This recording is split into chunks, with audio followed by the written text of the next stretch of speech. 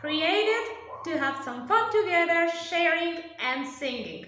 So, join and enjoy. Our love for opera brings us together. Thanks for being with us in this trip. For joining us for another program. Today, we would like to dedicate uh, today's program is dedicated to Teresa Berganza. You may be aware she was a very famous Spanish soprano. She died on the 13th of May. She had the chance of singing with the most talented singers of the past 7 decades. So, in loving memory of Miss Teresa Berganza, this is our program.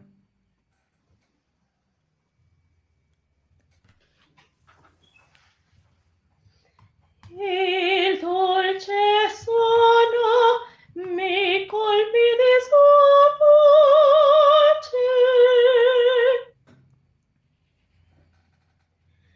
A quella voce me qui nel cor dice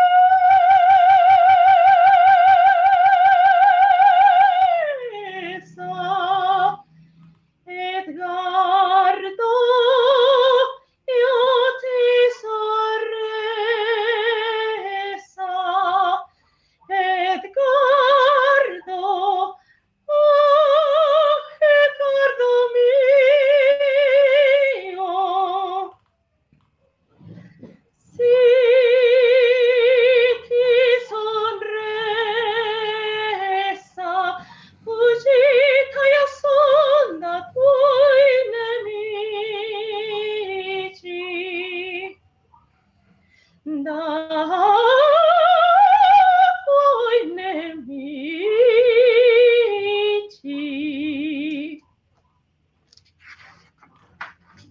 Un gelo mi serpeggia nel sen. Trema mi fibra,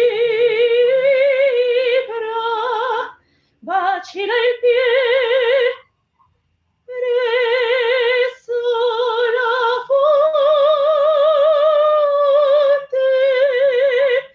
ecco tassi al quanto, sì, presso la fonte, meco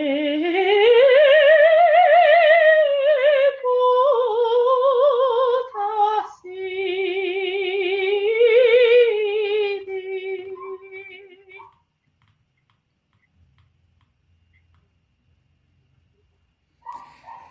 And so, as you may have already realized, today Katia is taking us some fragments of one of the most desired roles by any soprano on earth. I know that every soprano has always dreamt of being Lucia on stage and singing. I was going to say it at the end, but now I feel like I want to say it right now. Lucia is the case, Lucia di Lammermoor, which is the complete name of the opera by Gaetano Donizetti. Lucia is one of those operas where there are other roles that can be fairly well sung, and at the end, nobody really cares. because from the very beginning, people are just starting for this scene, the mad scene, where sopranos do what they like to do most, which is going crazy on stage. So, and you may also recall, if you saw our previous programs, that Katia shared with us that she noticed this aria because of the very famous movie also, El Quinto Elemento in Spanish, the fifth element in English, where this extraterrestrial diva is singing this part. We started with the introductory part of the scene where Lucia is sharing how she already has lost the point of everything. She's just speaking nonsense, and Well, we're bringing this today because today we are bringing in one hand bel canto. For people who are familiar with the opera, know are already aware that there are styles within the opera gender, and this style has to do with a good number of things. To start with, when you say bel canto, what it actually means in Spanish is canto bello, and in English, I'm not sure how you translate. Yeah, but I think that if we try to keep the idea, it would be a beautiful singing. Maybe something like beautiful, and maybe people at this point are saying, okay, so if there is bel canto, then there is horrible canto. No, not really, but bel canto I means, think it is. well, yeah, for what we have discussed in other programs, but the bel canto style has very specific characteristics for the voice. Not any voice or not every voice is suited to sing bel canto.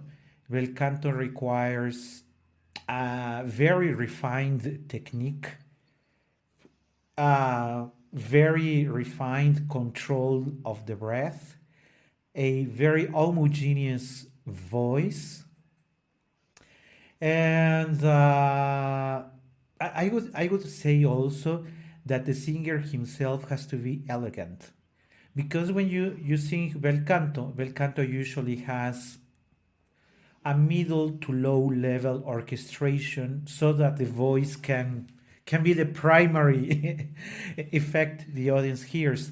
So if there is a singer who has trouble with his middle chest or middle low or high notes, you immediately notice when he is singing bel canto, when he has problems in the fraseggio, when he has problems with the intonation, with the we going off key very often. You always notice in bel canto. In bel canto, all the defects are clear to everybody.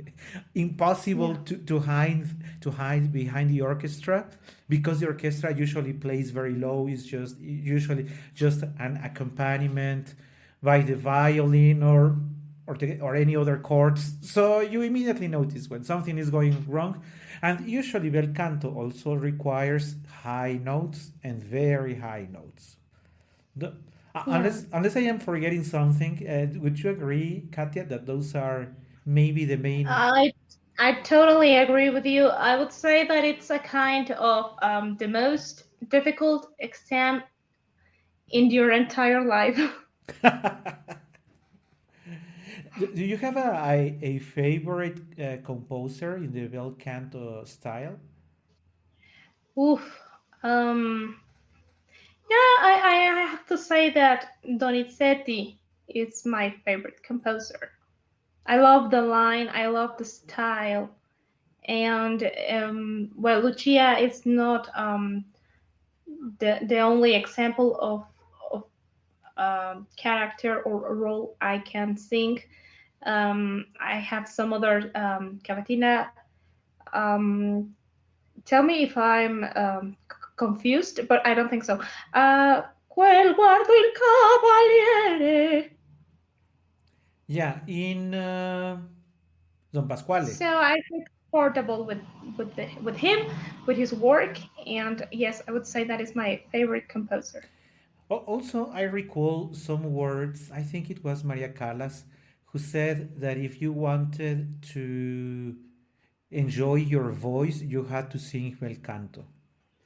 Yes, totally. Because you go very smooth into high notes, then you go smooth into low notes, and your voice jumps, 1/3 an octave even. But this particularity in the style of composition that every time it sounds like crystal, like very clear. I don't know You how have to to. flow. You have Yeah. to be singing on a cloud. Yeah, sort of like flying, right? Yeah, Like floating. Yeah. yeah, yeah, And as I was saying, not all singers are suited for this. So there are very good examples of singers who have done it to perfection. I think that unfortunately we have lost many of those excellent singers I think we are losing some of that tradition of the bel canto school. I really don't recall a very important soprano in the past years. I know many sopranos have sung the Donizetti roles in the past 3 decades, but not as relevant maybe as Sutherland in her No. days. No, we have somehow managed to lose those great voices because it's very interesting how, for example, you can hear not only Lucia because we jumped immediately into the Met scene, but uh, when the opera starts and the soprano goes immediately for Regnava nel silenzio, and you listen to that melody while she's singing, you feel like carried away with that melody, and the last minute you see the aria and the cabaret are over, and even when there is drama, the drama is still like very under control, I would say, because all the time the singer is into this fine school of singing, always in control of his voice, always with a nice color. A little earlier, before this number, Edgardo has gone mad at Lucia, but still it feels like bel canto. We're about to make a contrast of that. So maledetto, maledetto sia l'istante, but still you feel the rhythm, you feel the music.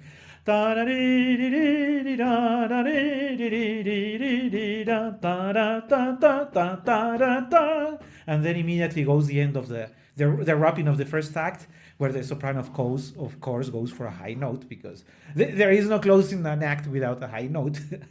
But I enjoy bel canto, even though my voice is every day is worse for that for that style. But I still enjoy it. Even the baritone roles are also very nice to sing. And well, what can I say? Besides that, I really love that style of composition. And maybe before we jump for your second part, we should tell a little about the story of Lucia, because we immediately said that she's losing her mind. She's nuts. She already lost it. Yeah. This, And this very point, we are not with her anymore. yeah, and the story says that she went mad the night of her marriage because she was forced to marry someone she didn't love. So that is a very good excuse for a soprano to kill a man. Oh, you forced me to to We don't marry need some. it. We don't need one. We don't need one. And so she found this one being forced, and so in the night of the wedding she kills the husband, and so she usually on scene descends as the stairs, with her nightgown full in blood, like that, walking as she was sleepwalking, like like a sonambula, not even being aware of where she is, and that's where the choir opens, and that's what Katia sang first. And before we change of style, and if you are ready, we could go for your second part. If you're ready, Oh, we are yeah, sure. ready. Sorry, I'm losing myself, such as Lucia.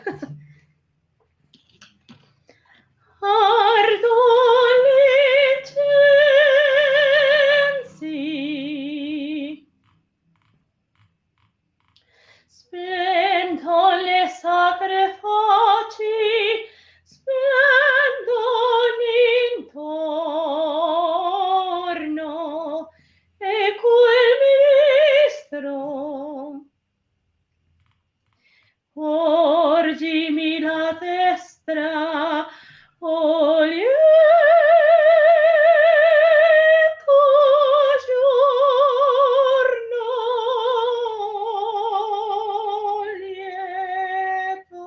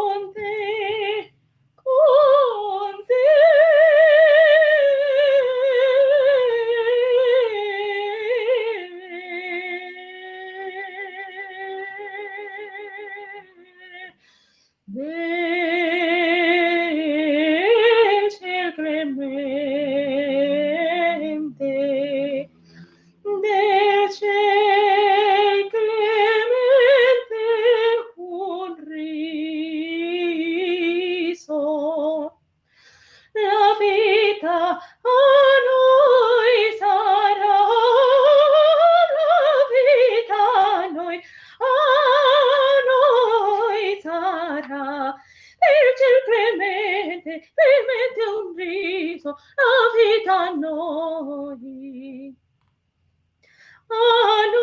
sarà la vita a noi sarà a noi.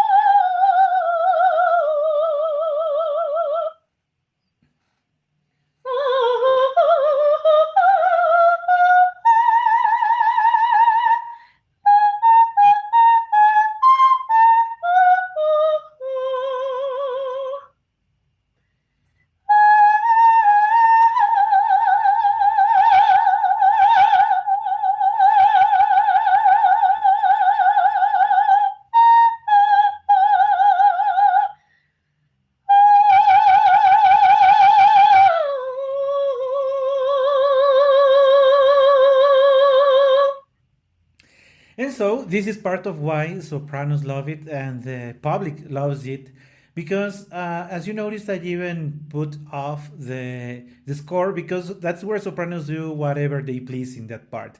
They add cadenzas, they add trills, they go up, they go down. So you basically can close the score and they will continue singing. So- but No, it feels like a map, but you can ignore it. and this is very traditional and this is usually what is expected from bel canto. You have a very consummate artist on stage. He will display all those ornaments to the public. He will go ahead and the people will give him, in this case, he will give her a very big applause. But that is natural to the bel canto style. However, today, if you notice the title of today's program, we are bringing too much contrast because now we will be talking about verismo. The word verismo in Italian is, if not clearly opposed, it's very different to bel canto. In the bel canto, the technique, the nice sound of the voice, the primacy of the voice over the orchestra, the the absolutely not believable plots are part of the bel canto, while the verismo goes for the opposite. The verismo in opera, this style tries to bring somehow or sometimes true stories of typical people to life. This in this case, Canio will go mad, but will end up killing his wife, and he will not. In the verismo, you will not have an aria and a cabaletta where they sing like forever and do for whatever they want. They will go for the opposite. They will try to put all those human emotions to bring into opera some sort of giving it some sort of turning it into a believable art, which by the way still it is not believable because if you're about to kill somebody you're not no pagliaccio nonsense. No matter how dramatic you do it, if you're going to kill someone you will not keep singing. But now instead of giving many ornaments are taken away. Effects like crescendos, minuendos, legatos, and all those effects that are natural to the bel canto are not present here. People, not all people like verismo because verismo can be way too harsh, too hard to see that people are killing each other on stage and that Many horrible things happen on stage when you watch Verismo. It is still horrible to know that Lucia killed her husband, but she has been doing ornaments and trills, so I mean, she is running through the stage and singing like a bird, like oh, I forgot Usignolo, I forgot uh, nightingale. yeah, She's singing like a nightingale. So who cares if she already killed a man? right. And it Because is she's a super. natural. The style accepts and goes for it. So the Yeah, people I would say, say that if we can take all the idea of bel canto in one single word, it would be virtuosistic. yeah, It's all about it. the plot is an excuse for the virtuosism of the singer, while in the verismo it usually goes for the opposite side. And as we were saying that not all voices are suited for bel canto, it is the same for the verismo. Not all voices are suited for the verismo. In the verismo, you don't need. Well, it is appreciated if you have a good school of singing, but since you are not showing off any of those, you basically may the problems in the technique of the singer may go unnoticed because now it goes the opposite. The orchestration is usually heavy. In the most dramatic pieces, it is already too heavy that many times even cover the singer's voice. So usually singers who sing verismo have loud, bright voices. You may recall in one of our previous programs when we talked about the squillo. This is where squillo plays in the favor of a singer because that characteristic of your voice allows you to be heard among all the orchestra over you and the drama and the director has already gone fortissimo and you are about to kill someone and now you're chasing someone on stage because you are about to kill her, so everything changes dramatically. Well, and I would like to proceed with the very famous Vesti la Juba, which you may have already heard. There are many movies that take, Hollywood likes to take parts of the opera repertory, and Vesti la Juba is one of them. However, as I have been doing for the past programs, there are things with which I personally do not agree with how singers have been doing things. Take into account that you're talking about being real. For singing Canio, you need an extraordinary tenor voice to show up the power, but the error here comes from that the tenor thinks he's singing Radames and not Canio. And Verdi is one style and Verismo is a different one. So tenors usually go like recitar mentre pressa del delirio io sono, but you are not. Itself, it is not that you are actually recitating as the first word recitare. You are the scene comes that he has just discovered or proved because he was already suspicious that his wife was not loyal to him.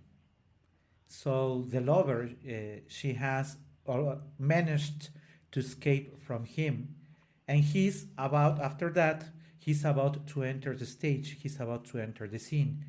Usually, he's pictured in face of a mirror, and so it is a monologue.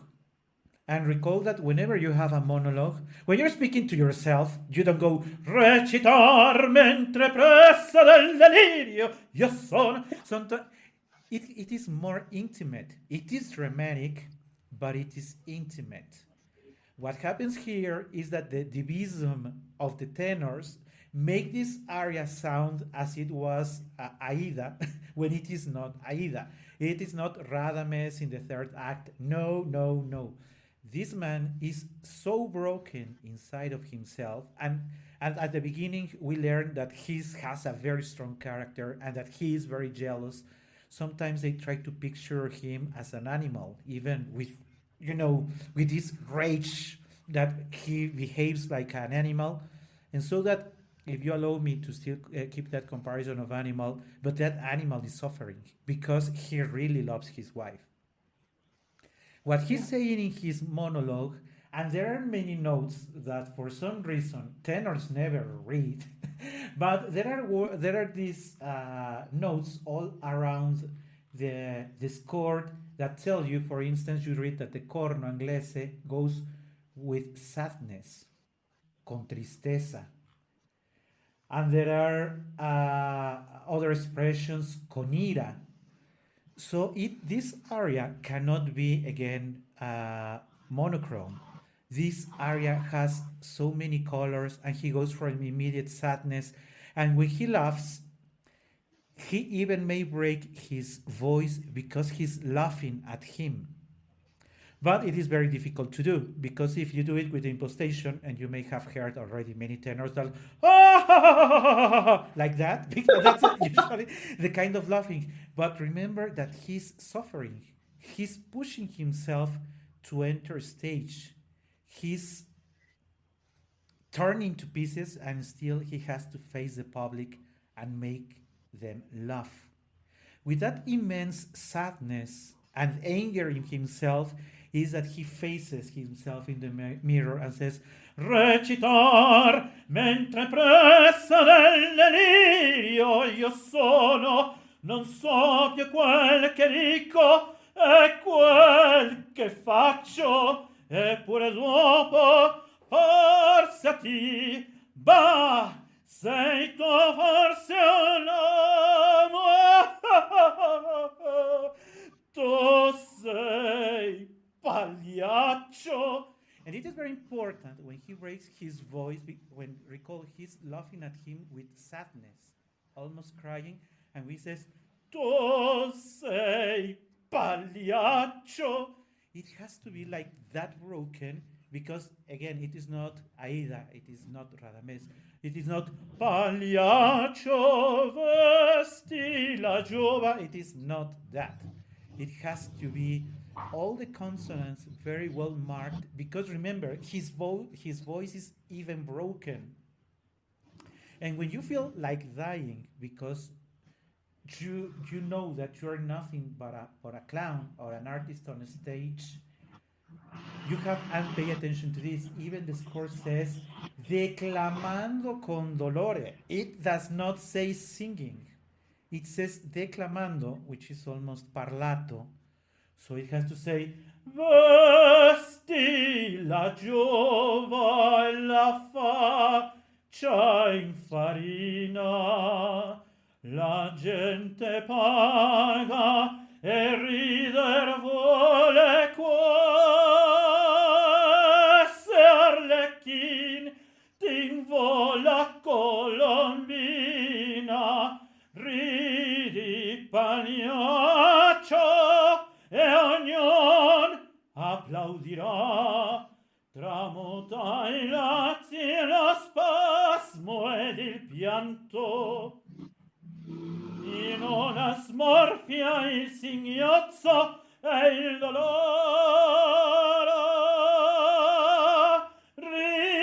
ridi pagliaccio. Look at this part where it says a piena voce straziante. And when I would like to go to the fact that it is not Rodolfo. Now let's compare him to Rodolfo. Because this part is usually sung as che gelida manina vesti la giova. It is not that. You cannot sing it like that. But of course, if you have a huge voice, you don't want people to think that you are suffering. Suffering, technically speaking, that say, oh no, this area is too big for him, so that's why he's not singing full voice. But nowhere it says fortissimo or almost shouting. It has declamato, tristeza, ira. So when you go, ridi pagliaccio, solo tuo amore infranto, ridi del dol che t'avvelena il cor. If you notice here, it says singhiozzando. is basically telling the singer, you are almost crying. But of course, the tenor, since he would like to show off, he would like il cor. But that's absolutely out of place. That's not what it's saying. It, in fact, it says that you are, you see, lentamente, you are piangendo, and your voice is in diminuendo, not in crescendo. So if the tenor goes opposite, il cor, you're going all the other way the composer wants. It goes il cor. And if your voice breaks because you're almost crying, it's fair.